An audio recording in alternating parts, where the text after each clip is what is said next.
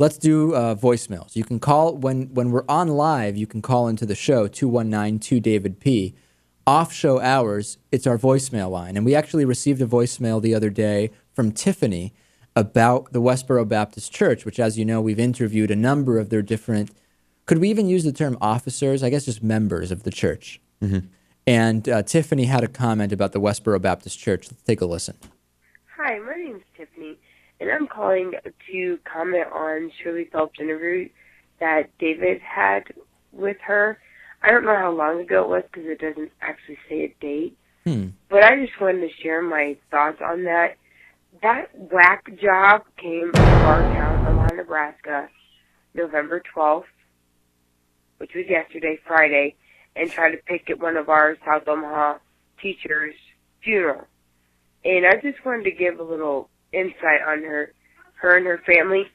They are whack jobs. They need to find something else to do because she's a total hypocrite. She had a son out of wedlock and let him go to the military, and he unfortunately passed away overseas fighting in Iraq. You know what? I didn't know the part about passing away overseas in Iraq.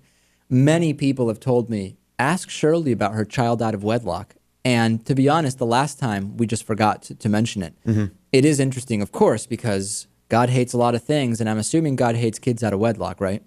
If I had to guess, the church's take on that, yes, I would say God hates that. One funny thing I read about that happened with the Westboro Baptist Church the other day is I guess they were at a protest somewhere, and somebody slashed their tires, and then none of the repair shops in the town would agree to fix it. I don't know if that story is entirely true, but I read a couple of reports about it. That's pretty funny. That's flat out funny, I think. I like that. Hopefully, eventually, of course, they made it back to wherever they were going. All right, let's get to emails here. You can email us through our website, davidpakman.com. Ellie wrote to me about the George W. Bush interviews that we've been talking about. She said, I've been following you for a few years now on YouTube. I have to say, I completely agreed with your judgments on the lackluster interview by Oprah and the chap who interviewed Bush in another clip. In Britain, Tony Blair does very much the same now. He only takes interviews from journalists who specialize more on showbiz gossip than politics. It's clever, but it's chillingly obvious they're avoiding accountability. You know, I would have thought maybe the Oprah interview would have led to real substance because Oprah certainly did not agree with Bush's politics, but in those situations, I think it's clear she's going to be deferential to the president. Yeah, of course. On the liberal gene, Chris emailed me. He said, anyway, the point I really wanted to make is that I believe the primary difference between social progressives and conservatives is empathy. Progressives have it, conservatives don't. I feel very strongly that someone can only be a social conservative if they have absolutely no ability to imagine what life is like for an American Muslim, a homosexual serving in the military, or a woman who needs an abortion or otherwise she will die. I don't have to be Muslim to imagine what they feel when they hear the comments made on Fox News. I don't want to say no conservatives are empathetic, right? I mean, that's clearly not the case, but certainly there is an aspect that is accurate there.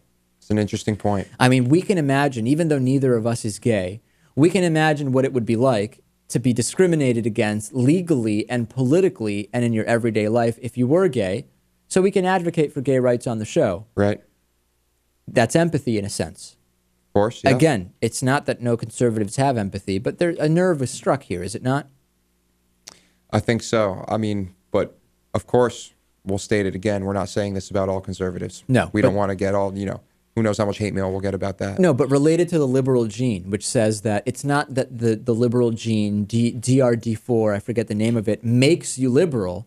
It just makes you more predisposed to be empathetic about certain situations, which in the U.S. political system probably means you associate more with progressives than with conservatives. Category, right. On the Rand Paul earmark flip-flop, possibly the quickest flip-flop, Andrew wrote to me, let's wait until he votes, maybe? Typical, Andrew. Very typical. If it's a campaign promise that seems far-fetched, conservative supporters don't accept, let's see how he votes. But when he's saying he's changed his position and being very clear about it, you say, well, we don't really know what he'll do, even though he told us after the campaign was over, he's going to go back on that. Now you want to wait? DavidPakman.com. David Pakman Show at DavidPakman.com. We'll be back next week.